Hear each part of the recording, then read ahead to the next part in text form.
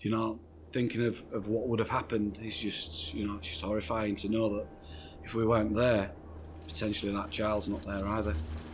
It doesn't matter what the job is, what the rescue is. You know, the water is dangerous and the Humber itself is dangerous. I'm Dave Roberts, I'm the chairman of Humber Rescue. My name's Ian Bennett, I'm a coxswain and trustee. My name's Rob Hocking, I'm actually retired crew now. I'm Nicola Carr and I'm a trainee crew. My name's David Mitchell, I'm just a crew member. Mark Burnfield, one of the coxswains. If you just save one life, it's all been worth it.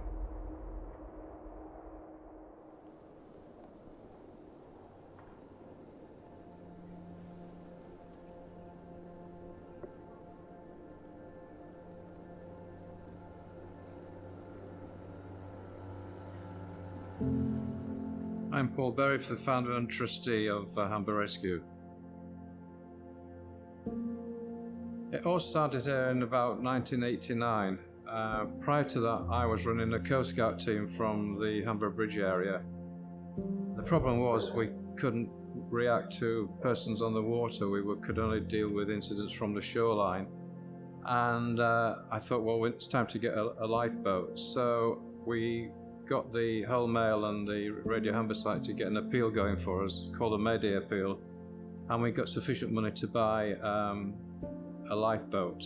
I think it was about £35,000, £45,000 back then, and we managed to acquire the boat, and I put it in the garden of my house, which is only a quarter of a mile from here, because we didn't have a lifeboat station. So when we got a call out, we used to have to tow it down to the foreshore here and launch it with a Land Rover, and we went from there. We wanted a lifeboat station to house it, so again we got some more money together and we managed to get some prisoners from the nearby Everthorpe prison to help build the building, and that's how it really started.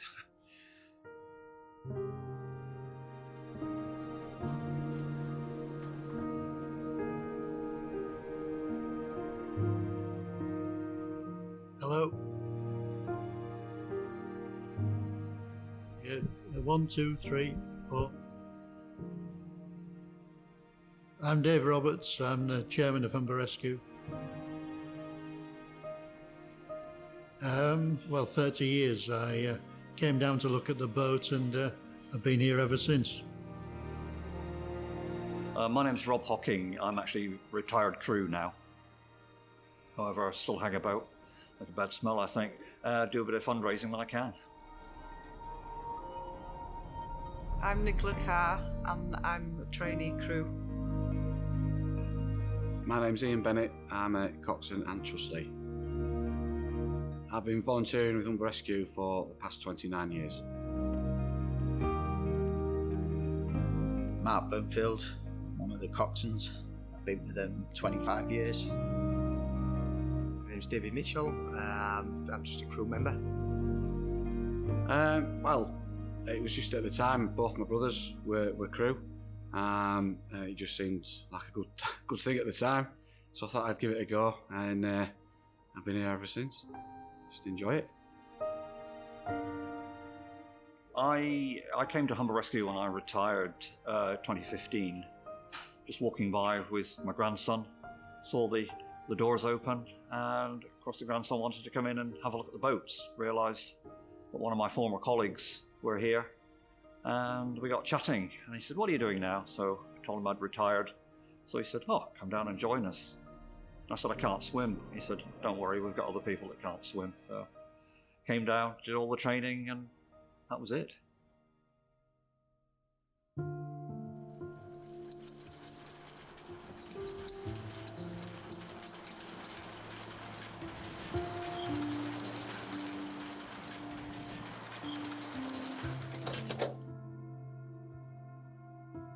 It was June 2005, and we had a lady who fell from the Humber Bridge with a small child.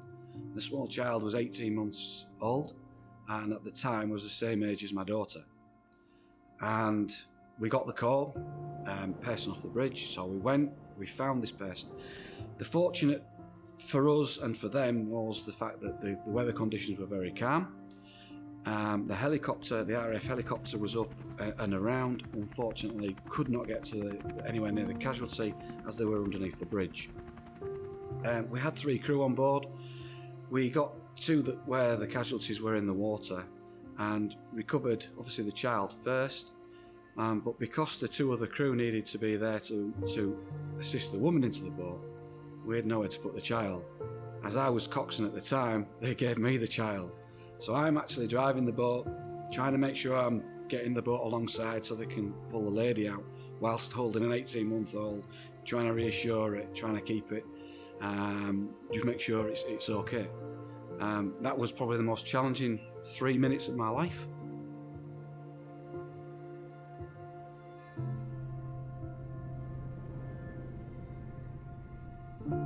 Found out afterwards that the child only suffered mild hypothermia and some small bruising. The lady came away with some internal injuries, but now I think back that 18-month-old now is now the same age as my daughter, 18 years old, and probably running amok just like my daughter. So that was a memorable one for me, definitely.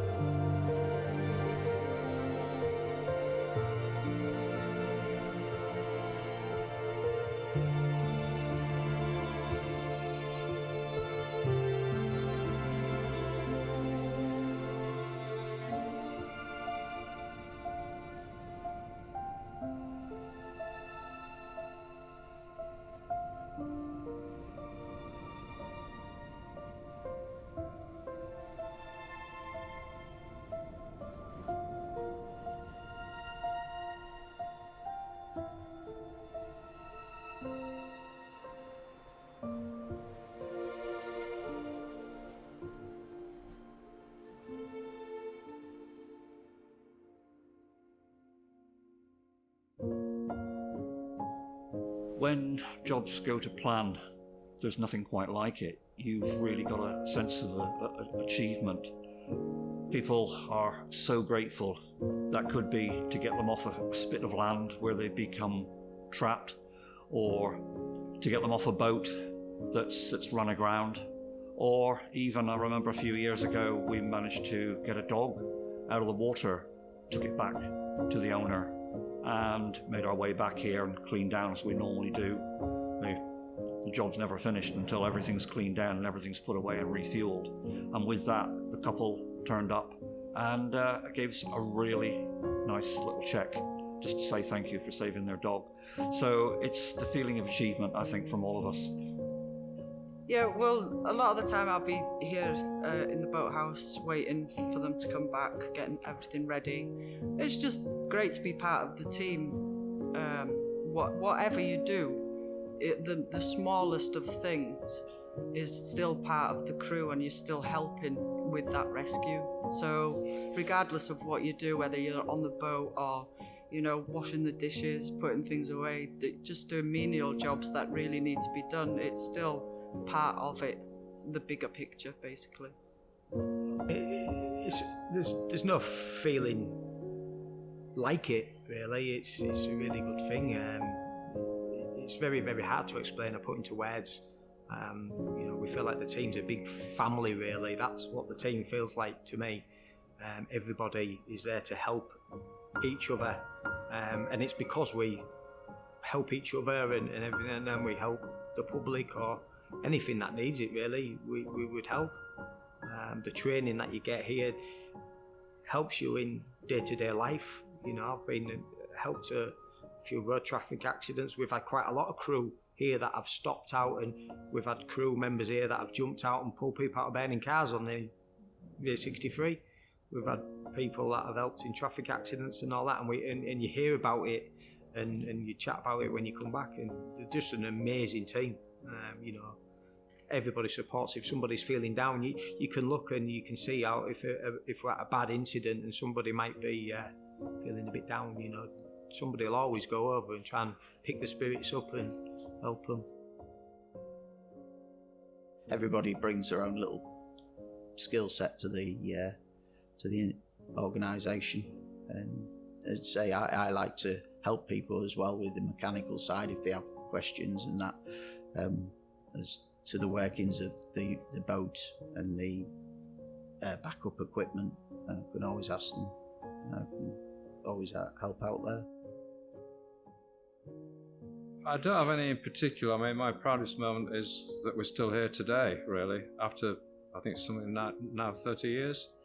And now I'm proud with what we've achieved, the rescues we've done, and also the crews that we've had. I mean, we've constantly had a crew here, which has been great for the last 30 years, and that's a great achievement.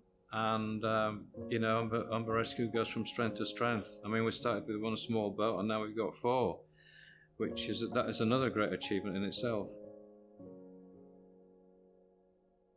Well, the first one was probably 2000, going back a bit earlier, 2012. We went to Buckingham Palace when Humber Rescue was awarded the Queen's Award for Voluntary Services. We went to the Queen's garden party. Beyond words, we're so proud of everybody that helps. You don't need to be a hero on the boat. People working the tractors, the slipways, making the cups of tea, fueling the boats, washing the boats, everybody comes together. There's some people who turn up and don't want to go on the boat. They will just help here. You know, if you've got a crew member who's been out there for 8-9 hours, the freezing cold, -5, you know, you need to get them warm. You need somebody to make them a cup of tea, get them to sit down, you know, clean the boat off for them, just help them. And even helping them getting on and off the kit, everybody helps everybody. And that's what the proudness is between it. It's the camaraderie is amazing.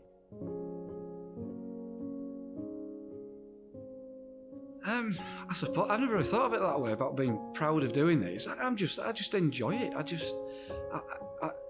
And that the old saying of giving something back to the community. Yes, that's true. We do.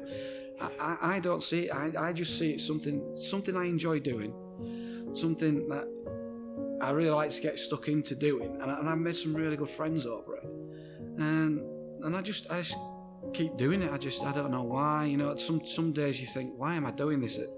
You know, you've been up 4 hours during the night, and then I go and do a 12-hour shift, and then come home and I think, right, I'm going to turn my page off tonight because I'm tired, and I don't, and then I get called out again, and I just think, why? And I don't know. I am proud of what I do, and I'm proud of the guys that I work with or volunteer with. I'm proud of them, but I just really enjoy it. I don't know. I had to put an exact answer to that question, really.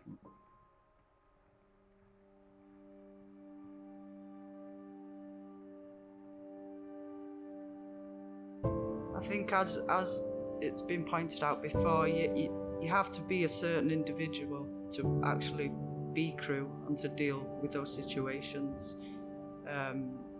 And yes, it is emotional. You wouldn't be a human being if it doesn't actually touch you or affect you in some kind of way.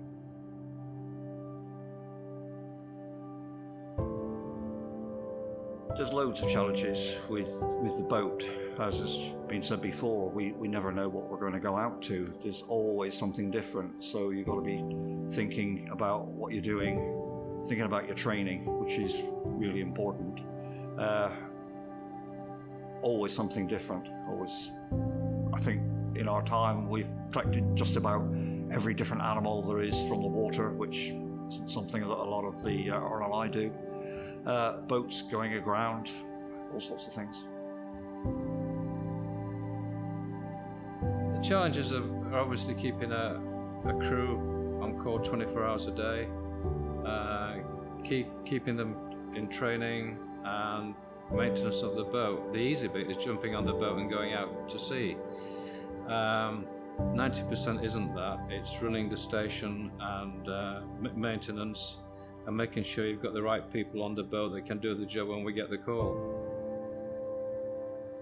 Yeah, you can't just attend a situation and just assume everything's going to be rosy, and you get there and you're just going to go, say, pick somebody up or tow a boat in. There's a lot of things that you have to take into account. The first one is making sure that our crew are safe. Right the way throughout the duration of the call, we've all got to be safe. Making sure that if anybody's in danger, anybody's hurt, got any medical conditions, making sure they're dealt with as soon as we can. And then obviously, if we're doing a tow or a casualty recovery, we've got to risk assess what do we do with that casualty, how do we get them in the boat, what equipment are we going to use to get them in, when we get them in, what are we going to do with them, how are we going to look after them, where are we going to take them, who's going to be there to meet us, is there anybody there to meet us? We need to get somebody there to meet us, an ambulance or a Coast Guard unit. We then have to organise that all as part of the crew. Within minutes, really, of getting there. We'll make them assessments as best judgment as we can, and then we'll get on with it and get it done.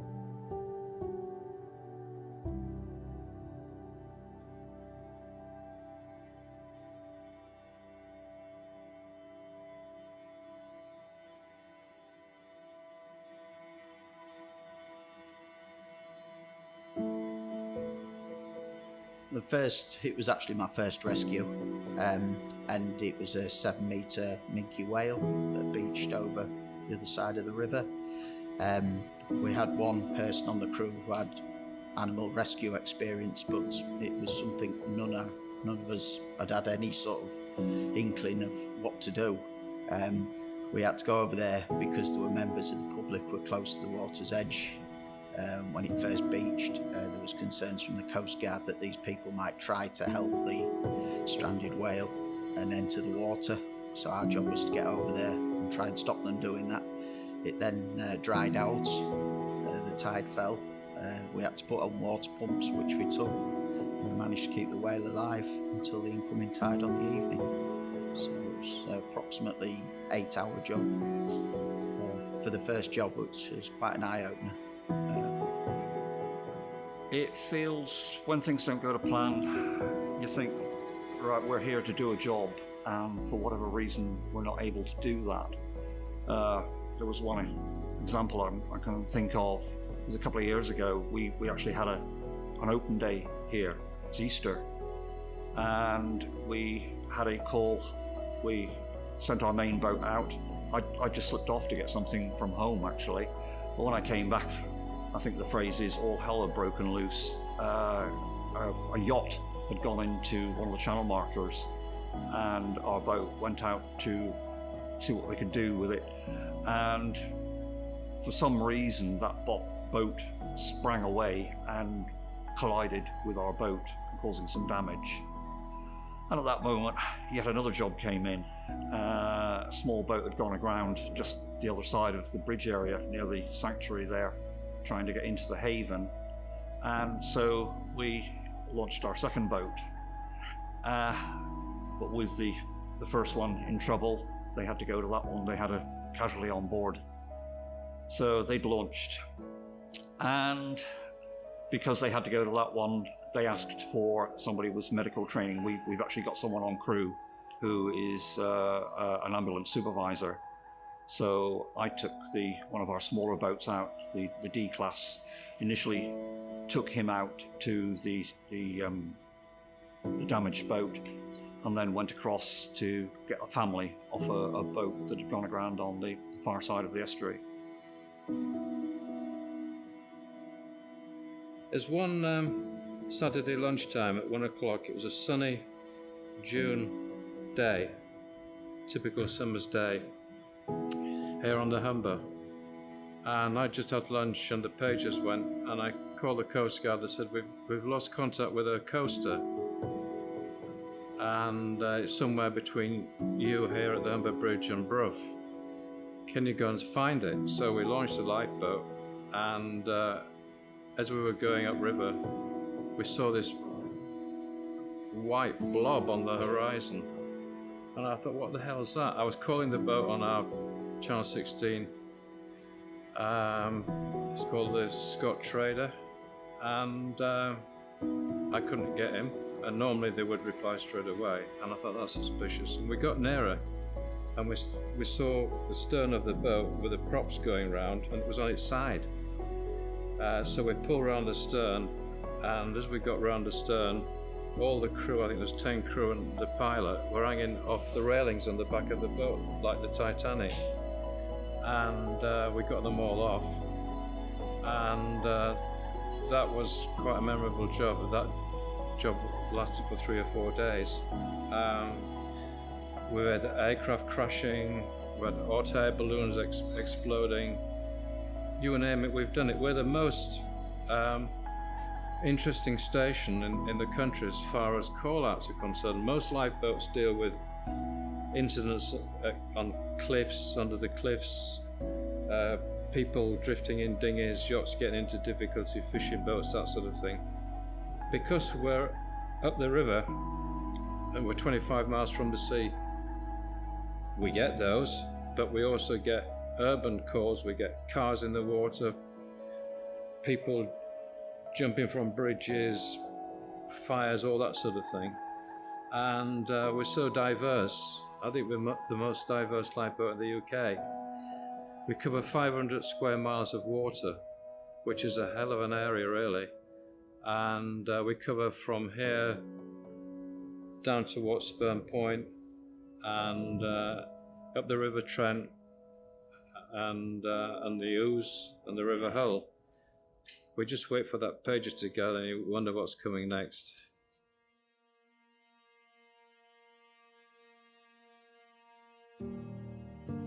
I was involved with Dave Roberts and a team.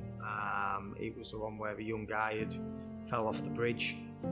They got him back on shore. I was on shore crew at the time, doing the tractor. We got him back in a couple of minutes, got him in here with the paramedics and everybody here. We had to work on him and help him. He survived. They took him away. It was only literally 2 years ago. And then I was walking through town about 2-3 months later, and this guy come up to me and he said, "Oh, you're at Humber Rescue?" I said, "Oh, yeah, that's right." And he said, "I just want to say thank you." I looked at him, I didn't recognise him. I said, he just said, "Oh, I recognise your face." He said, "You were the ones who was over me when I fell from the bridge." And that, I didn't know what to say. You know, I was like, I just said, "Oh, we do it because we do it." And yeah, he was very apologetic for the fact that I did it. He just explained he was in a dark place. I said, there's no need to explain. You know, there's so many people that have so many different reasons for doing what they do. But yeah, that was a good moment for somebody to come thank you for something like that.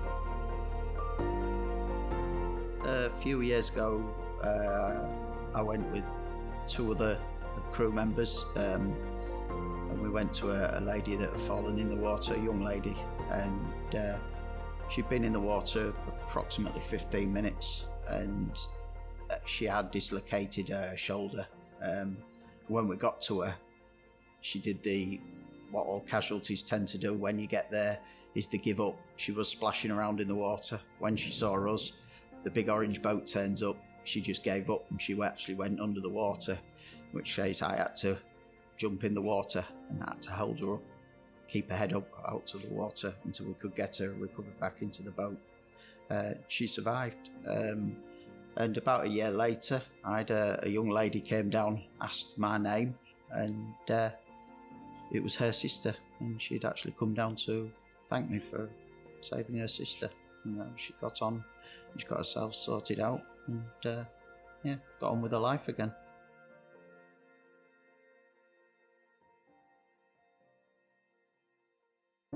It's funny with emergency services, you bond like a team, and you either fit or you don't fit. And you have to work as a team because it's not one individual himself that's doing the work, it's a team effort on the boat all the time, and you rely on that person to help you. And you know, all your lives are at stake when you go out there some days, and you have to rely on the great relationship between each other and the bonding, and that's how it seems to work. I mean, we've got people come over, people go. It's not like any other job. Yes, you can be trained, but then there's the other hidden side, and I don't know what it is. And it seems to be the same with other emergency services. You know, it's like a bonding that you get. But we've got a great team now, and probably the best I've seen for a long time here.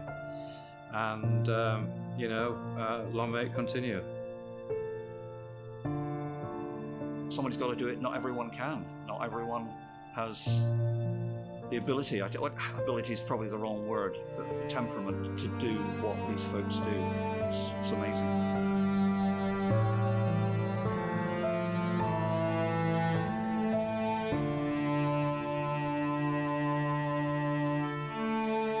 And if you look at all the lives we've saved, it's a hell of a lot. We're one of the busiest lifeboats in the UK, and I'm very proud of that. If you just save one life, it's all been worth it. But we've saved a lot more than that, you know, and I'm glad we started it, and I hope it continues long after I and the rest of the team are no longer with it.